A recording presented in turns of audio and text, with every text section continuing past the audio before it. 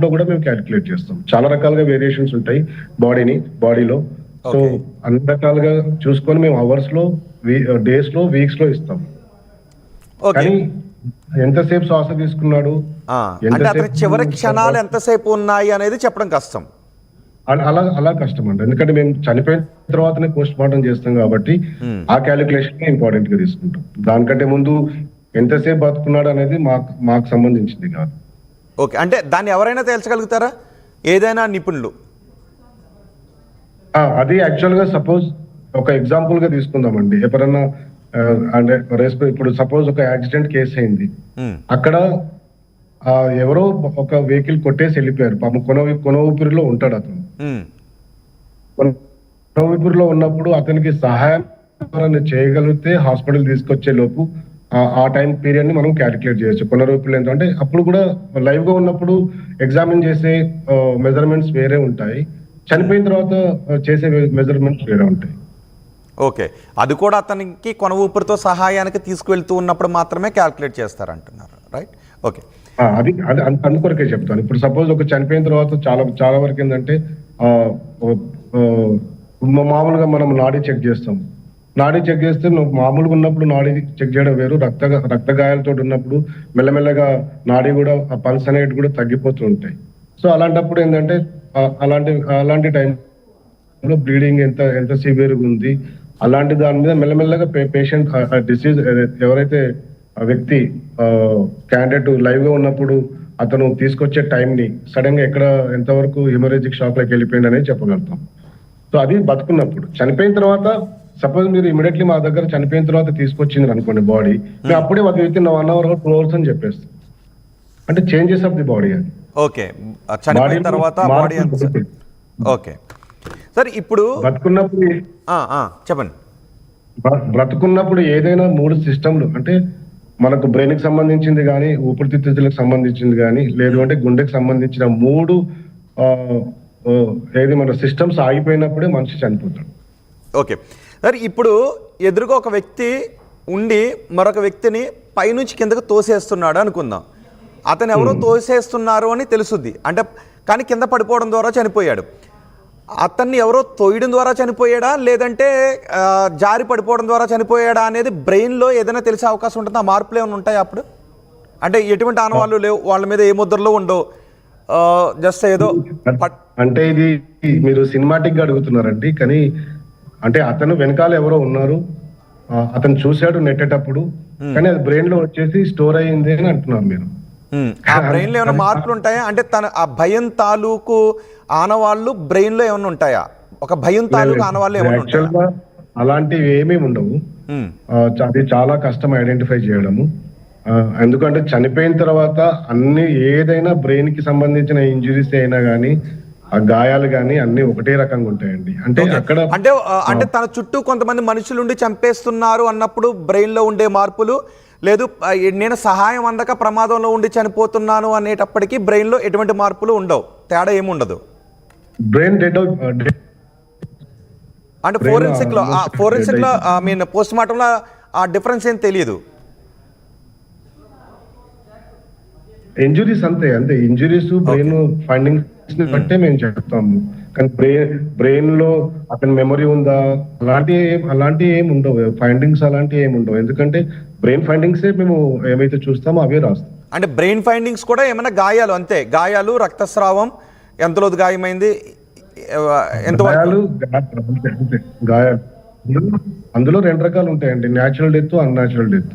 Natural death లో ఏంటంటే సహజంగా చనిపోవడం, అన్యాచురల్ అయితే ఏదైనా ఇన్సిడెంట్ జరిగితే చనిపోవడం. సో ఇలాంటి కొన్ని వేరియేషన్స్ ఉంటాయి. కానీ అతని మెమరీలో చుట్టుపక్కల 10 మంది ఉన్నారు భయంతో అలాంటి ఫైండింగ్స్ ఏమి ఉండవు. ఇప్పుడు మన అంటే ఒకను కొట్టడం ద్వారా అక్కడ కమిలిపోయినట్టు ఉంటుంది, మామూలుగా తగిలినప్పుడు ఒక రకమైన గాయం ఉంటుంది. కాబట్టి తనను చుట్టుముట్టి చంపుతూ, అంటే మళ్ళీ అదే ఎందుకు అడుగుతున్నాను అంటే జస్ట్ కొంతమంది అనుకుంటూ ఉంటారు, చుట్టుముట్టి చంపుతూ ఉన్నప్పుడు బ్రెయిన్లో ఒక భయంతో ఉండేటువంటి సంకేతాలు ఉంటూ ఉంటాయి. కాబట్టి ఆ సమయంలో ఆ బ్రెయిన్ ఒక రకంగా ఉంటుంది, అతను మామూలుగానే చనిపోతూ ఉన్నప్పుడు ఒక రకంగా ఉంటుందని ఉంటుంటారు కదా. సో అలాంటిది ఏమి ఉండదు. అలా అలా అలా డిఫరెన్షియేట్ చేయడం కొంచెం కష్టం అండి. డెత్ ఇస్ డెత్ అంతే అండి. చావు అనేది ఒక అంతే, అది చనిపోయారు అంతే. చనిపోయిన తర్వాత ఇప్పుడు కొట్టడం వల్ల, తల మీద కొట్టడం వల్ల, దాని వల్ల కమిలిన గాయాల వల్ల లోపల బ్రెయిన్ కూడా ఇంజురీ అవుతుంది. సో దాని కొన్ని ఫైండింగ్స్ ఉంటాయి. మేము ఫైండింగ్స్ ప్రకారము ఎలా చనిపోయింది అనేది చెప్పగలుగుతాం. ఓకే, ఇప్పుడు ఒక ప్రమాదం జరిగింది. ప్రమాదం జరిగిన తర్వాత అతనికి ఒంటి పైన గాయాలు అయ్యాయి. సో ఈ గాయాలు అక్కడ ఉన్న రాళ్ల కారణంగా జరిగాయా, లేదంటే ఆ ప్రమాదం జరిగిన తర్వాత మరో ఆబ్జెక్ట్ తీసుకుని కూడా అతను కొట్టారా? ఈ రెండు ఉన్నాయా, ఒకటే ఉందా, లేదంటే ఎటువంటి గాయాలు రాళ్ల వల్ల కాలేదు, కేవలం కర్రల వల్లే అయ్యాయా? ఈ 3 సందర్భాలను ఎలా తెలుసుకునే అవకాశం ఉంటుంది? సార్ అది డిపెండ్స్. అంటే ఒక రాయితోటి కొట్టడం అనేది సపోజ్ తల మీద, రాయితో కొట్టడం కాదు, సహజంగా రాళ్ళు ఉన్నాయి, ఇక్కడ కూడా రాళ్ళు ఉన్నాయి. సో పడిపోయారు. ఈ రాళ్ళు ఆయన ముఖానికి తగిలి రక్తస్రావం జరిగి చనిపోయారా, లేదు ఆ గాయాలు కూడా ఉన్నాయి, వాటితో పాటు కర్రలతో కూడా కొట్టిన గాయాలు కూడా ఉన్నాయా, లేదంటే కేవలం రాళ్ల గాయాలు, సహజంగా తగిలిన గాయాలు మాత్రమేనా, లేదంటే ఆ రాళ్ల గాయాలు, కర్రల గాయాలు అసహజంగా తగిలిన గాయాలా? వీటి డిఫరెన్స్ ఎలా తెలుస్తుందంటారు? సార్ గాయం అనేది సహజము లేకుండా అసహజం అనేది కొంచెం అలా ఏం ఉండవండి. గాయం అనేది గాయమే. సో సపోజ్ అతను మీరు అన్నట్టు ఒక రాళ్ళ మీద పడిపోయాడు. ఆ పడిపోయినప్పుడు తగిలే ఇంపాక్ట్ అనేది, ఫోర్స్ అనేది ఇంపార్టెంట్. అక్కడ కొట్టే ఎవరైతే ఒక కట్టెతోటి కానీ ఒక రాయితోటి కొట్టినప్పుడు దాంట్లో కూడా ఫోర్స్ అనేది ఇంపార్టెంట్. ఎంత గట్టిగా కొట్టాడు, ఎంత గట్టిగా పడ్డాడు అనేది ఇంపార్టెంట్ అక్కడ. సో ఆ పడ్డదాని మీద గాయం అనేది కొట్టినా, రాయితోటి కొట్టినా గాయం అలాగే ఉంటుంది, రాయి మీద పడ్డా గాయం అలాగే ఉంటుంది. దాంట్లో పెద్ద డిఫరెన్స్ ఏమి ఉండదు. కట్టెతోటి కొట్టినా దాంట్లో ఫోర్సు, ఎంత ఫోర్స్ యూజ్ చేశాడు అనేది, ఎంత గట్టి కొట్టాడు అనేది ఇంపార్టెంట్. కానీ ఆ దెబ్బ తగిలినప్పుడు అక్కడ వచ్చే గాయం అనేది ఇంపార్టెంట్. ఆ గాయాన్ని బట్టి దాన్ని బట్టి మేము ఇలా ఈ గాయం అని చెప్పగలుగుతాం. అంటే కామన్ గా మా దాంట్లో ఏంటంటే కంటూజన్ కానీ, అబ్రేషన్స్ కానీ ఇలాంటి గాయం ఉంటాయి. సపోజ్ ఒక స్టిక్ యూజ్ చేసినప్పుడు ఆ స్టిక్ కి సంబంధించిన ఇంప్రెషన్ ఏమైనా పడుతుంది, దాన్ని ఇంప్రింట్ అబ్రేషన్ కానీ, ఇంప్రింట్ కంటూషన్ కానీ అలా రాస్తాము గాయాలలో. దానివల్ల మళ్ళీ లోపల ఇంకేమన్నా అంటే పైన సపోజ్ ఫేస్ మీద కొట్టాడు, స్కిన్ ఉంటుంది. కొట్టిన తర్వాత ఇమీడియట్లీ కమిలిపోతుంది. ఆ కమిలిపోయిన తర్వాత దాని ఇంపాక్ట్ అనేది లోపల ఉన్న టిష్యూ, మజిల్స్, బోన్స్ మీద కూడా పడిందా, పడ్డప్పుడు దానివల్ల ఏమైనా ఫ్రాక్చర్స్ అయినాయా, దానివల్ల ఏమైనా బ్లీడింగ్ అయిందా, ఆ ఇంపాక్ట్ అంటే ఫోర్స్ అనేది ఇంపార్టెంట్ అక్కడ. నార్మల్ గా పైనుంచి పడ్డప్పుడు చాలా ఇంజురీస్ అవుతాయి, చాలా రకాల ఇంజురీస్ అవుతాయి. కొట్టినప్పుడు కూడా ఒక 10 మంది కొట్టినప్పుడు కూడా ఏ రకమైన ఇంజురీస్ అవుతాయి అనేది కూడా ఇంపార్టెంట్. ఆ తర్వాత పొడిచిన తర్వాత కూడా ఎక్కడ పొడిచాడు, ఏ టైంలో పొడిచాడు, అది ఎంత లోపలికి పోయింది అనేది ఇంపార్టెంట్. సో దానివల్ల అది చావుకు కారణమైందా లేదా అనేది ఇంపార్టెంట్ అక్కడ.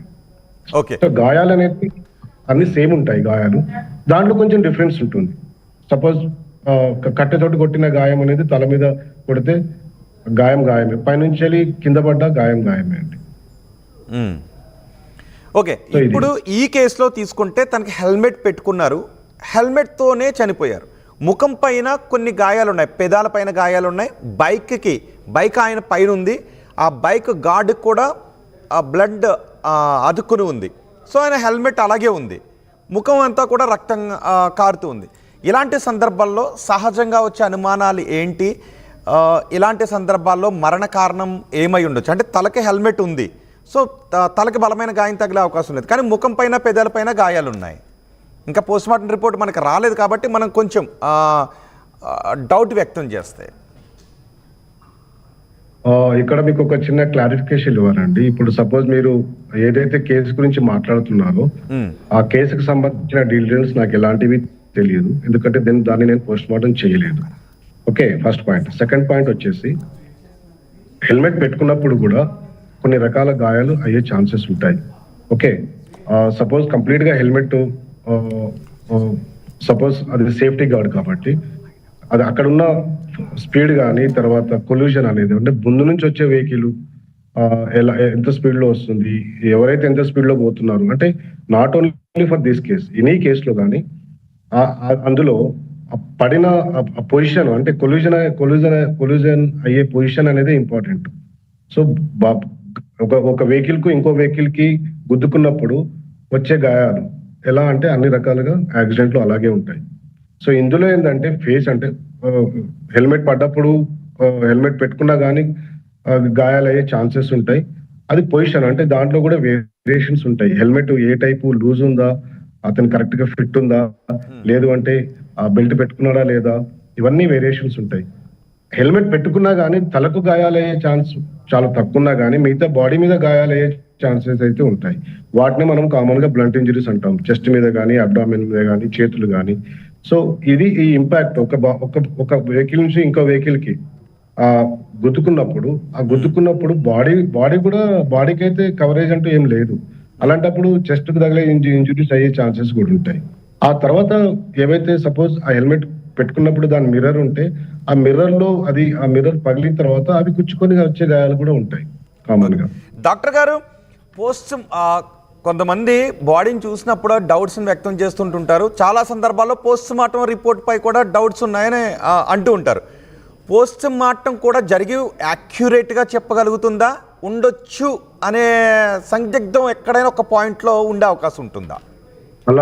అలా ఏముండదండి. పోస్ట్ మార్టం రిపోర్ట్ లో ఏదైతే మేము చూస్తామో complete examine post mortem findings ఏవైతే చూస్తామో కంప్లీట్ ఎగ్జామిన్ చనిపోయిన ఎవరైతే వ్యక్తి కానీ డిసీజ్డ్ బాడీ ఉంటే కంప్లీట్ ఎగ్జామిన్ చేసి దాంట్లో సరి అయిన కారణాలు వెతుకొని దానికి సంబంధించిన మరణానికి కారణమే రాస్తుంది. అంటే 100% ఖచ్చితమైన ప్రమాదమా మర్డరా అనేది 100% తెలిసిపోతుంది. అక్కడ 1.1% కూడా ఒక అనుమానం వదలటానికి అవకాశం అయితే లేదు. అలాంటి ఎలాంటి లేవండి. ఏది ఉంటుంది